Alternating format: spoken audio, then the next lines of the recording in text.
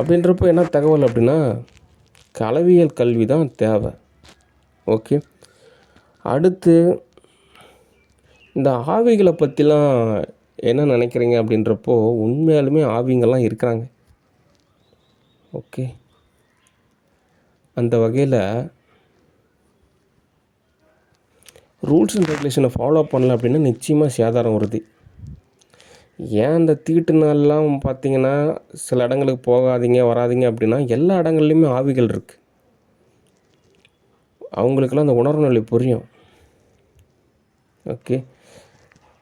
அந்த வகையில் மேக்ஸிமம் இந்த மாதிரியான விஷயங்களுக்கு எல்லாத்தையுமே நான் தீர்வு கண்டிருக்கேன். ஒவ்வொருத்தரோட நிலைக்குமே நீங்கள் அங்கே போங்க, நீங்கள் இங்கே போங்க. மனித நிலையில் எப்படி தோது பார்க்குறேன்னா அதே மாதிரி தான் மற்ற நிலையில் எல்லாத்துலேயும் நான் மேக்ஸிமம் எல்லாமே தோதாக தான் அமைச்சிருக்கேன். ஓகே. அந்த வகையில் இந்த மாயனோட நிலையில் சசி அப்படின்னு ஒரு நபர் இருந்தாங்க.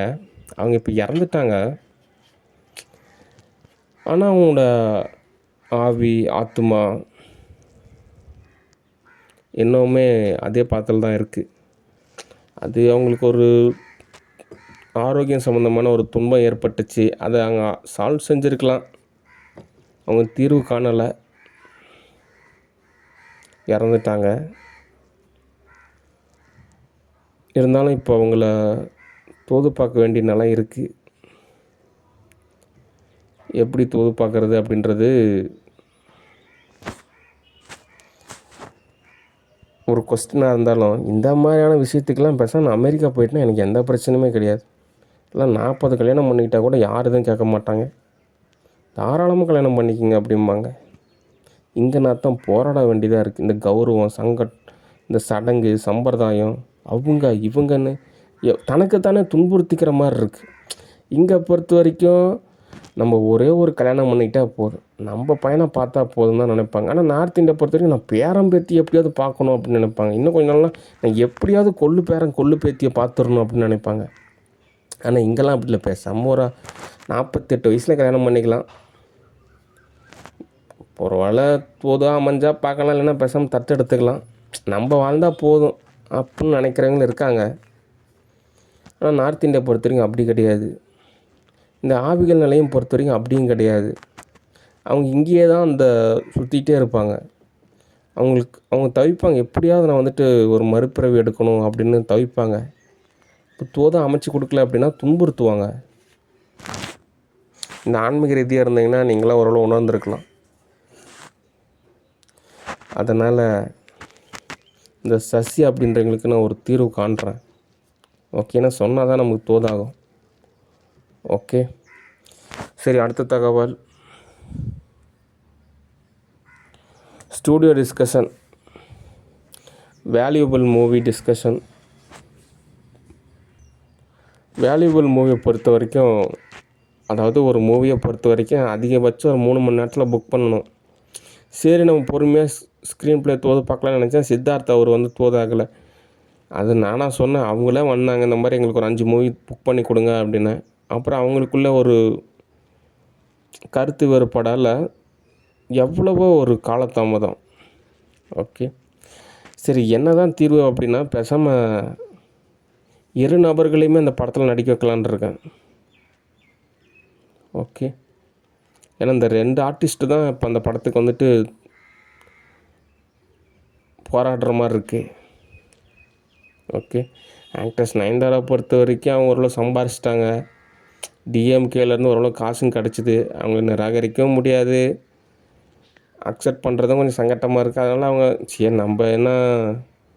நம்ம சம்பாதிக்கிறோம் போதும் அப்படின்னு அவங்க நினைப்பாங்க. நாட்டுக்கு நல்லது, டைரக்டருக்கு நல்லது, மக்களுக்கு நல்லது அப்படிலாம் நினைக்க மாட்டாங்க. நான் கேரளாக்காரிங்க, நான் என்ன பண்ணுறது, எங்கள் அப்பா அம்மா அப்படி சொல்லிவிட்டாங்க, சேர்த்திக்க மாட்டேங்கிறாங்க. அதனால் என்னோடய ஆளுமையை நான் இங்கே தான் வெளிப்படுத்தணும், எனக்கு வேறு பொழப்பு கிடையாது. அதனால் நான் எப்படியோ என்ன அட்ஜஸ்ட் பண்ணிக்கிங்க, நான்லாம் உங்களை அட்ஜஸ்ட் பண்ண மாட்டேன், நல்லா புரிஞ்சுக்கிங்க. நான் வந்து உங்களை அட்ஜஸ்ட் பண்ணவே மாட்டேன், நீங்கள் என்ன அட்ஜஸ்ட் பண்ணிக்கிங்க அப்படின்னு அவங்க சொல்கிறதுன்றது தோதாக மாட்டேங்குது. ஏன் அப்படின்னா இவங்க கேரக்டர் அதாவது எங்களுடைய உடலியல் மட்டும்தான் தோதாக தவிர உளவியல் தோதாக மாட்டேங்குது. ஓகே. ஆனால் அந்த ஸ்கிரிப்டோட மெயின் கேரக்டராக இருக்கக்கூடிய ஆக்ட்ரஸை பொறுத்த வரைக்கும் எல்லா பதமே தோதாக இருக்குது. ஆனால் அவங்க நிறையா அவங்களோட பர்சனல் லைஃப்பில் அங்கே மேரேஜ் பண்ணிட்டாங்க, இங்கே மேரேஜ் பண்ணி அது அவங்களோட அவங்க தனிப்பட்ட விஷயம். ஆனால் அந்த மூவிக்கு அந்த கேரக்டரில் அவங்க பதமாக இருக்காங்களா, அவ்வளோதான் விஷயம். அந்த வகையில் தோதாக தான் இருக்காங்க. ஓகே, அதனால் இவங்க இருவருமே அந்த மூவியில் நான் தோது பார்க்கலான் இருக்கேன். ஓகே, இன்னும் நிறையா மூவி இருக்குது. என்னை பொறுத்த வரைக்கும் அது ஒரு கேசட்டு மாதிரி, அவ்வளோதான். இன்னும் பல கேசட் இருக்குது. இன்னும் அவங்ககிட்ட ஆல்ரெடி சொல்லியிருந்தேன் 5 மூவிஸ் அக்ரிமெண்ட் அப்படின்னு. அநேகமாக 2 மூவி புக் பண்ணிட்டேன். இன்னும் 3 மூவிஸ் இருக்குது. அதுக்கப்புறம் இன்னும் ஒரு 5 மூவிஸ் இருக்குது. எக்கச்சக்கமான வேலை இருக்குது. கடந்து போகணும். ஒரே மூவியை தோது பார்த்துட்டு இருந்தோம்னா தோதாகாது. ஓகே, அடுத்து உளவியல் ரீதியாக அந்த படமானது நான் ஏன் புக் பண்ணேன் அப்படின்னா, நார்த் இந்தியா பொறுத்த வரைக்கும் இந்த மாதிரி பாலிடிக்ஸை பொறுத்த வரைக்கும் ரொம்பவே சொல்லியிருக்காங்க. நான் வறுமை, கொடுமை, அப்படிங்க இப்படிங்க, அதுங்க இதுங்க அப்படிலாம் சொல்லியிருக்காங்க. ஆனால் உண்மையாலுமே நார்த் இந்தியாவில் ஒரு வீடு வாங்கி வாழ்கிறப்போ நல்லாயிருக்கு. இங்கே தமிழ்நாட்டில் வாழ்கிறத விட. ஏன்னா இங்கே நிறைய கௌரவம், சடங்கு, சம்பிரதாயம் அப்படி இப்படின்னு போட்டு மன அழுத்தத்தை ஏற்படுத்துகிறாங்க. ஆனால் அங்கே அப்படி கிடையாது. ஒரு யதார்த்தமான ஒரு சுதந்திரமே இருக்குது. ஒரு வாழ்வியில் வந்து பல விஷயத்தை நம்ம கடந்து போகிறதுக்கு உண்டான நிறையா பாதை இருக்குது. ஓகே, ஆனால் ஒவ்வொரு நாடுமே ஒரு தனி நிலையில் இருந்தால் தான் தோதாகும். அதாவது அவங்க இயல்பு நிலையில் இருக்கணும். ஓகே, நார்த் இந்தியா பொறுத்த வரைக்கும் அதே இயல்பில் இருக்குது. தமிழ்நாட்டை பொறுத்த வரைக்கும் மாறுதலை ஏற்பட்டுருச்சு. எல்லாம் கொடுமைப்படுத்தி சித்திரவதைப்படுத்திவிட்டாங்க. அதோட உண்மையான பண்பு நிலை இன்னும் அருமை. ஒவ்வொரு நாட்டோட இயல்பு நிலை, பண்பு நிலை அப்படின்றது மிகவும் அருமை. அந்த இயல்பு நிலை மாறுறப்ப தான் எரர் ஏற்படும். ஆனால் நார்த் இந்தியா பொறுத்த வரைக்கும் ஓரளவு அவங்க இயல்பாகவே இருக்காங்க. ஓகே, அதனால் அந்த மாதிரி ஒரு நிலப்பகுதியில் ஒரு வீடு வாங்கினா எப்படி இருக்கும், அந்த வீடு வாங்கி அங்கேயே வசித்தா எப்படி இருக்கும் அப்படின்றது எனக்கு ஒரு விஷயமா இருந்ததுனால ஒரு மூவி புக் பண்ணேன். இந்த மாதிரி அங்கே ஒரு வீடு வாங்கிறதுக்கு ஒரு நார்மலாக இருக்கக்கூடிய ஒரு மிடில் கிளாஸுக்கு எவ்வளோ போராட்டம் இருக்கும். ஏன்னா ஜனத்தொகை அதிகம், நிறையா போராட்டமான நிலப்பகுதி.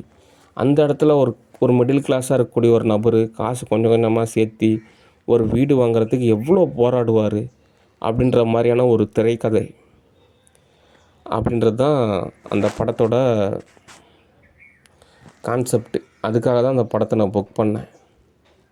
ஓகே, இன்னும் ரொம்ப வேல்யூபுளான ஒரு இடம், வேல்யூபுளான ஒரு வீடு இருந்துச்சு அப்படின்னா வேல்யூபுளான ஒரு லைஃப் ஸ்டைல் கிடைக்கும். அப்படின்றது தான் இந்த படத்தோட ஒரு விஷயம். ஓகே, நான் இந்த இன்டர்வியூவானது ஒரு 2 நாளுக்கு முன்னாடியே சொல்லியிருப்பேன். ஆனாலும் என்னுடைய பர்சனல் லைஃப்லேயும் நிறைய போராட்டம் இருக்குது. ஓகே, இங்கே பேரண்ட்ஸ்லாம் பொறுத்த வரைக்கும் பாவம்.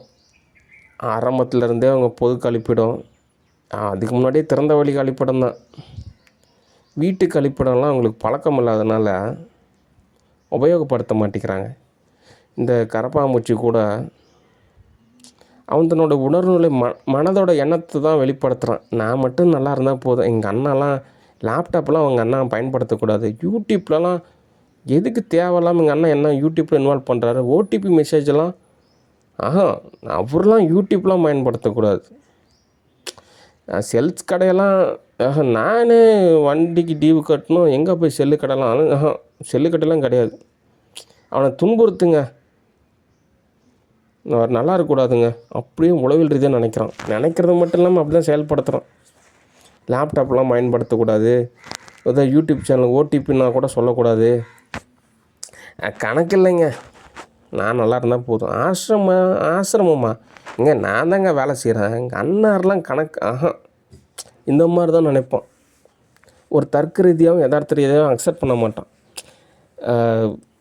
எதையுமே புரிஞ்சிக்க மாட்டான். ஏதோ அவன் தேவைக்கு ரொம்ப ஒரு நெருக்கடியாக இருக்குது அப்படின்னா மட்டும் எங்கள் அண்ணன் மட்டும் டெபாசிட் ரெசிப்ட் கொடுத்துட்டாருன்னா போதும், ஓகே நான் தப்பிச்சிட்டேன் அப்படின்னு நினைப்பான். அல்லது ஒரு பொதுத்தளத்தில் எல்லோரும் பாராட்டுறாங்க, ஆமாம் உண்மையிலுமே ஒரு நல்ல நபர் தான், அடடா நம்மளும் பாராட்டலாம், நம்மளும் நல்லா செய்யலாம்னு நினைப்பானே தவிர ஒரு உணர்வு ரீதியான ஒரு பாசம் அப்படின்றது ஒரு கொஸ்டினாக இருக்கிறனால இவன் பொறுத்த வரைக்கும் இவன் கூட்டிகிட்டு வந்த கேரக்டரும் எங்கள் அப்பா அம்மாவை துன்புறுத்துவாங்க. ஒரு பேரண்ட்ஸ் வந்து பட்டர்ஃப்ளை அட்டாக் செய்வாங்க. என்னென்ன ரணப்படுத்த முடியும், உளவியல் ரீதியாக மென்டல் டார்ச்சர் கொடுத்தா எப்படி இருக்கும். அல்லது ரொம்ப ஒரு பாசம், ஐயோ நான் உருகுறேங்க, உங்கள் அப்பா அம்மாவுக்காக நாங்கள் வந்துட்டு அப்படியே உருகுறோம், அப்படிலாம் நடிப்பாங்க. இதெல்லாம் இவங்க நம்பிட்டு இவங்கலாம் தோது பார்ப்பாங்க. கடைசியில் பார்த்தா நறுக்கு நறுக்கு நறுக்கு நறுக்குன்னு அவங்களுக்கு உணர்நிலை வந்து வேதனைப்படுற மாதிரி நடந்துக்குவாங்க. அப்போல்லாம் என்ன தொடர்பு கொள்வாங்க. ஐயையோ! நம்ம பெரிய பையனே பரவாயில்லையே, அவனை துன்புறுத்தி விட்டோமே அப்படிம்பாங்க. கொஞ்ச நேரம் கழித்து மறந்துடுவாங்க. அதுக்கப்புறம் கரப்பான்பூச்சியை தோது பார்ப்பாங்க. இப்படியே ஒரு சர்க்கிள் ஓடிட்டே இருக்குது. ஓகே, அவன் நல்லா சாப்பிட்டு அவன் நல்லா இருந்தால் போதுன்னு தான் நினைப்பாங்க. ஓகே, அதனால தான் எரர் ஏற்பட்டுருச்சு. ஏன்னா இவங்களால என்ன பண்ண முடியும்? இந்த மாதிரி அவங்க வந்துட்டு பட்டர்ஃப்ளை அட்டாக் பண்ணுறாங்க, மென்டல் டார்ச்சர் பண்ணுறாங்க. தப்பிச்சு போகிறதுக்கு வேறு ஆப்ஷனே கிடையாது. அதனால் கரப்பான்பூச்சி தோதாக தான் எல்லாத்தையும் அமைச்சாகணும். இவர் சரி நம்ம கரப்பான்பூச்சி எதிர்த்து இவங்க தோது பார்க்கலாம். இப்போ என் தரப்புலையும் நான் டேரக்டர் தான், காசாக வச்சுருக்கேன். ஒரு கொஸ்டினாக தான் இருக்குது. சரி, உண்மையிலுமே கரப்பான்பூச்சி தான் கெத்து போல்ருக்கு, அவனே தோது பார்த்தா தான் நம்ம ஓரளவு சர்வைவல் பண்ண முடியும் போல்ருக்குன்னு நினச்சிக்குவாங்க. அதனால் இப்படி உளவியல் ரீதியாக ஃபேமிலியில் நிறைய இஷ்யூ இருக்கிறனால ஸ்டூடியோவை கவனிக்கிறதோ, கம்பெனியை கவனிக்கிறதோ, நாட்டை கவனிக்கிறதோ ரொம்ப சிரமமாக இருக்குது. ஏன்னா பயோகெமிஸ்ட்ரி உடஞ்சி போயிடுது. அப்புறம் எங்கே போய் நம்ம தோது பார்க்குறது? ஓகே, அதனால் ஃபேமிலியை பொறுத்த வரைக்கும் நிச்சயமாக ஒரு ஆதரவு தேவை தான். ஆனால் இருந்தாலும் காசு தேவை, நிறையா பண்பு நிலை தேவை. ஓகே, அடுத்து இந்த கரப்பான்பூச்சி கூட்டிகிட்டு வந்த கேரக்டரை பொறுத்த வரைக்கும் அவங்க அம்மா அவங்க அப்பா தான் ஒஸ்தி. அதாவது இந்த ஒஸ்தினா இந்த சிம்பு படத்தில் அதுக்கு என்ன காரணம் அப்படின்னா, அந்த ஒஸ்திக்கு என்ன காரணம், அவங்க தான் உயர்வுன்னு அர்த்தம்.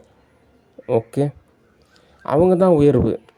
இந்த கரப்பான்பூச்சியோட அப்பா அம்மாலாம் ஏன்னா படிப்பறிவாக இருக்குது, ஒன்றும் கிடையாது. சும்மா சொல்லிக்கலாம். அவங்க அந்த மாதிரி கரப்பான்பூச்சி அவங்க அம்மா கிட்ட சொல்லிக்கலாம், நாங்கள்லாம் பார்த்தீங்கன்னா ஒன்றா படித்தோம், ஒன்றா கக்கூஸ் போனோம் அப்படின்னு சொல்லிக்கலாம்.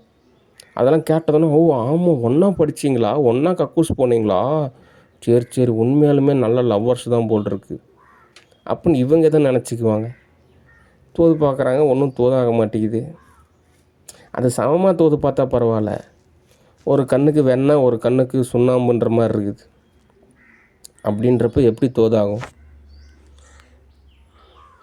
ஆக மொத்தம் மாயனுக்கு மிகப்பெரிய ஒரு மன உளைச்சல்.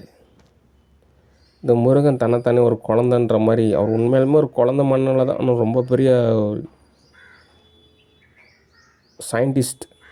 ஏன்னா ஒட்டுமொத்த சேவாதா டீம்லேயே இருக்கக்கூடிய ஒரு உயர்வான ஒரு நபர். ஓகே, சரி நம்மளும் என்ன சென்னை போய் தோது பார்த்தோம், தோதாகலை.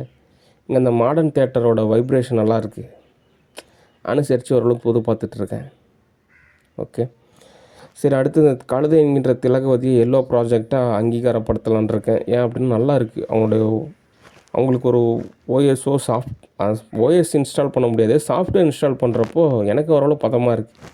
அது இல்லாமல் அதை தான் அவங்க எதிர்பார்க்குறாங்க. அதனால் திலகவதி என்கின்ற கழுதை எல்லோவாக அங்கீகரிக்கலாம். நல்ல ஒரு பதம். அவங்களே உணர்வு ரீதியாக தோது பார்க்குறப்ப அதை மறுக்கிறப்ப துன்பம் தான் ஏற்படும். எனக்கு காலங்காலத்தில் 6 மணிலேருந்து சாயந்தரம் பொழுது வரைக்கும் வயிற்றா பிடிச்சி இழுத்துக்கிட்டே இருக்காங்க. அவங்க நீங்கள் எல்லோவா போனால் அப்படின்னா உடனே சமாதானம் மாறிடுறாங்க. சரி போட்டும் போங்க, அவங்க எல்லோரும் எல்லோவாக பயன்படுத்திக்கிங்க, அதனால் கர்மவனையும் சேராது. சொல்லப்போனால் எனக்கு நிறைய நல்லதும் நடக்குது. எனக்கே ஒரு நல்ல ஆச்சரியமாக இருக்குது, எனக்கு ஒரு நல்ல ஒரு ஆரோக்கியமாக கூட இருக்குது. அதனால் அந்த திலகவதின்ற கழுதையை பயன்படுத்திக்கிங்க. ஓகே, மூவியில் புக் பண்ணுறதுலாம் ரொம்ப சிரமம். இப்போ ஓரளவு தோது பார்த்துக்குங்க. அதுக்கப்புறம் ஏதாவது ஒன்று கேஷ் கிடைக்கிறப்போ ஒரு 10 மூவி நானும் நடித்ததுக்கப்புறம் என்னன்னு தோது பார்த்துக்கலாம். ஓகே, அடுத்து இந்த எம்எஸ்ஏ மூவியெல்லாம் புக் பண்ணலான்னு வச்சுங்க, எனக்கு துன்பம் அப்படின்றது உறுதியாகுது. அதனால் அந்த உணர்வுநிலை சமைக்கையிலே நம்ம தோது பார்க்கணும். கௌரவம் பார்த்துக்கிட்டே நம்ம தோது பார்க்காம போகிறதுனால தான் துன்பம் ஏற்படுது. அதனால் எதுக்கு கௌரவம் பார்க்கணுமோ அதுக்கு தான் கௌரவம் பார்க்கணும். ஓகே, அதனால் அடுத்த படிநிலை கடந்து போகணும். ஓகே, சரி இன்றைக்கு என்ன பண்ணி அப்படின்னா, ஆல்ரெடி வீடியோஸில் கொஞ்சம் அப்லோட் பண்ணணும், மூவி புக் பண்ணணும், சமைக்கணும், எல்லா வேலையிலையும் தோது பார்க்கணும். ஓகே,